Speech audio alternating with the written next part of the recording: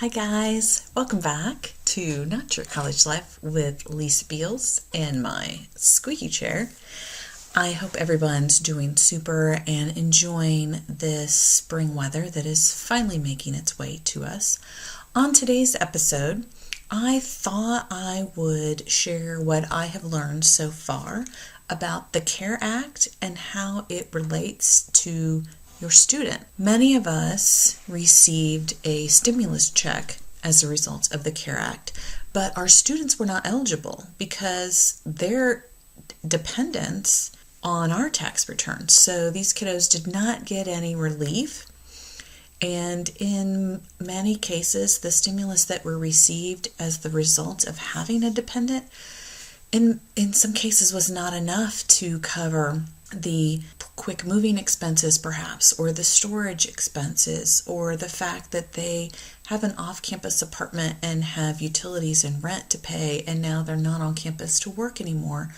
There are a number of scenarios and situations in which our students are facing a financial hardship, the least of which would be those that are now struggling with housing and food insecurities. So I just thought I would share what I've learned about the CARE Act and how our students might be able to take advantage of it so that you can be informed. And if the situation is such that your student could benefit from this, I'll link a couple resources and let me know if I can help find something for your student's particular institution. Okay, so let's jump on in. Okay, so the CARE Act was federal legislation that put in place about $14.25 billion into the higher education system. $14.25 billion was dedicated to higher education. Okay, so the CARE Act in total was $2 trillion. $2 trillion at the federal level. Of that $2 trillion, $14.25 billion was earmarked for higher education. And 90%, this is according to TICAS.org. That is the Institute for College Access and Success. So they published that 90%, so about $13 billion, will go directly to institutions of higher education. The funding is based on Pell eligibility, right? So Pell is a need-based grant. So they were really trying to target the institutions that could anticipate the highest financial need for their students. And the directive was at least half of that $14.25 billion that went to higher ed, at least half of it has to go to students in need. Has to. So that means almost $7 billion across this universities in the U.S. for emergency aid and grants to our students. So it's housing, it's course materials, it's technology. Those that are now home or displaced and they need internet access or computers. Some of them may have been reliant on the university for computers. Childcare, healthcare. I can't imagine their need. So the almost $7 billion is earmarked for student aid, student grant. Of that, and then there's an additional almost $1 billion that was earmarked for historically black colleges and other minority servicing institutions. Okay. In addition to that $14.25 billion in student aid, the feds also included in that act that student loan repayments are now suspended through September 30th of 2020. So no student loans are required to be paid through September 2020. So while that may not affect your student who's currently in school, if you've got older students that have already graduated or stopped out for whatever reason, their repayment is on hold, accruing no new interest through the end of September. So that's great news. Your students, if they have a loan, they should have received information from their lender They cannot do any salary garnishments or auto pays. If your student had a payment already pulled from wages, they can request a refund from their servicer.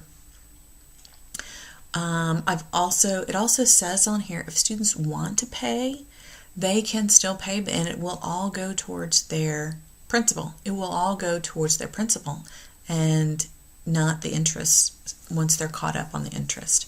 So this is great news, right? Because we all know interest a lot of times is the biggest chunk of the payment, and it takes so long to pay the principal down. So this is great that if your student has the capacity, if they're in, let's say, the healthcare or one of the essential businesses field where they're still working and getting a healthy paycheck, they could continue to hammer away at their student loan and pay solely on principal and knock out a good chunk.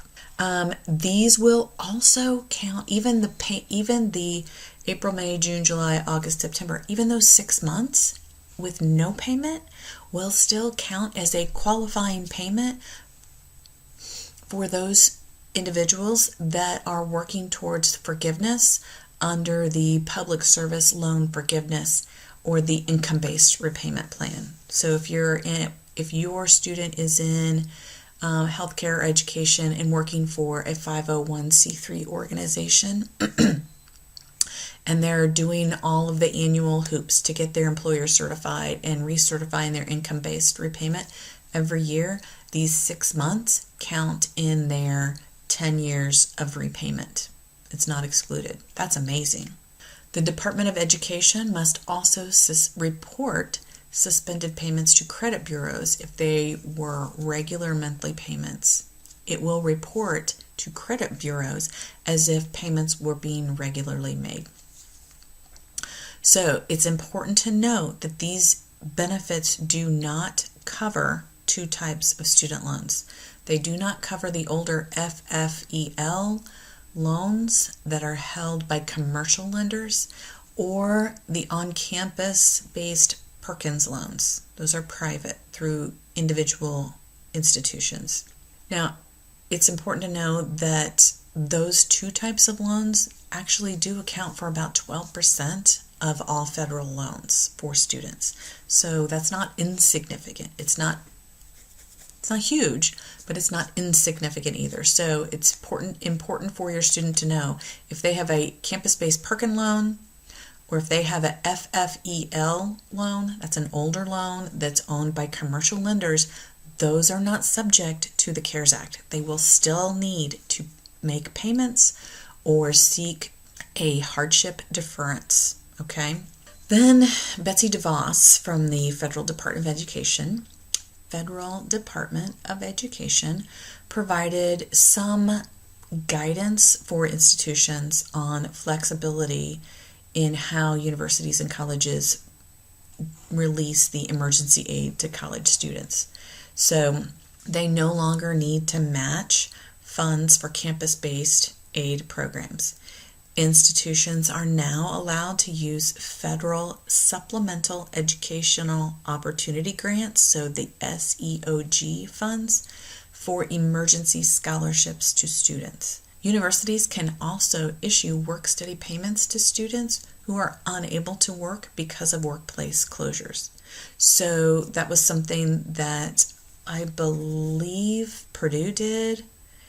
I'm not 100% certain if Indiana University did, but if Purdue had a student that was employed on campus using federal work-study, whether the student could work or not, Purdue was still paying them their work-study fee, tuition, work-study wages.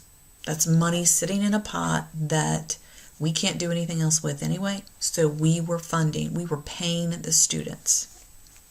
The bill also takes steps to ensure students who had to leave school due to the coronavirus will not be penalized by excluding the term from counting towards financial aid time limits. So that's a good thing. So even if, for example, we had a number of students that had to leave a study abroad program, and as a result, and the timing of it, there was nothing they could reasonably pick up and be successful in. And so the spring semester is actually a nada. There's nothing. There's no academic progress for them. No credits earned.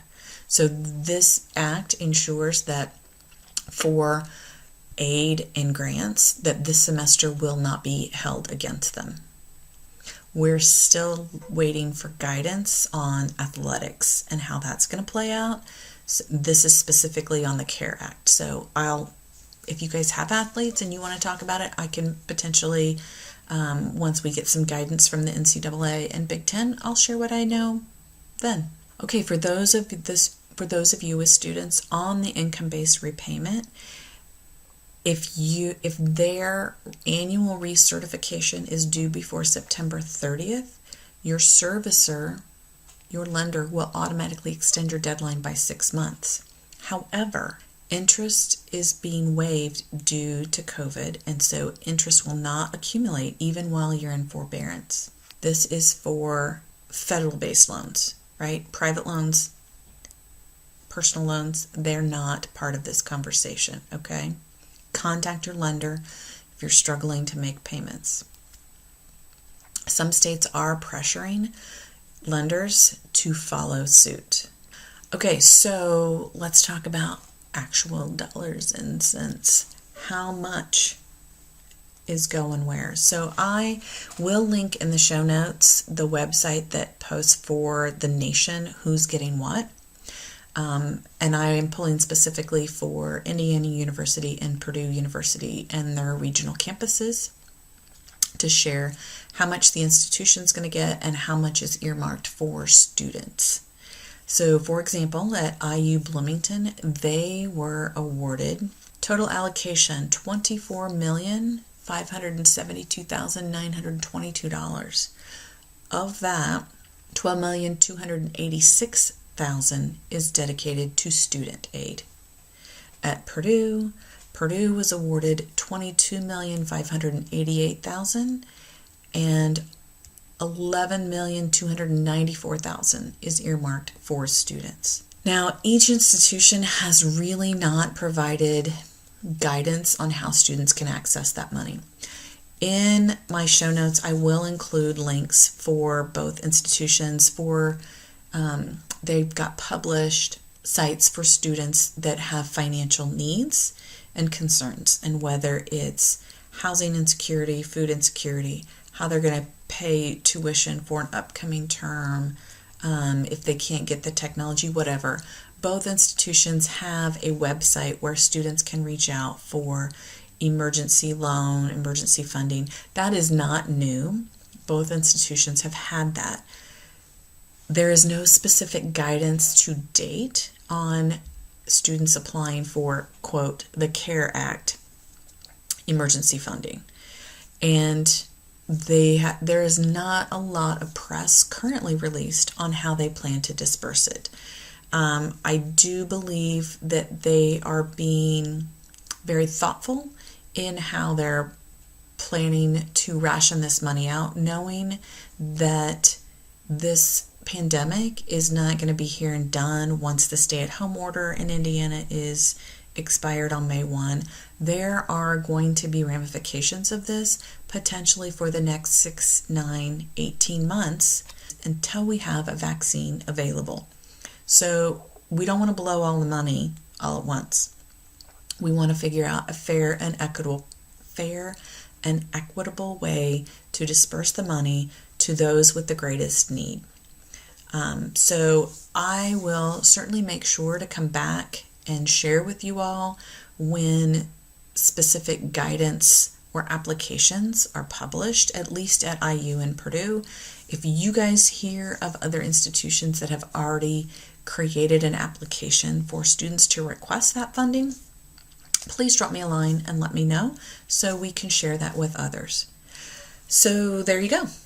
That was the high level of the CARE Act as it relates to students, student loans, student aid, and the institutions across the U.S. here today. I hope you found this episode helpful and informative, and as always, I ask you to please share this with someone that you think would find this valuable information, Subscribe to my channel and go follow me on social media. I'm on Facebook and Instagram. My handle is Not Your College Life with Lisa Beals. And I look forward to seeing y'all again next week. Take care.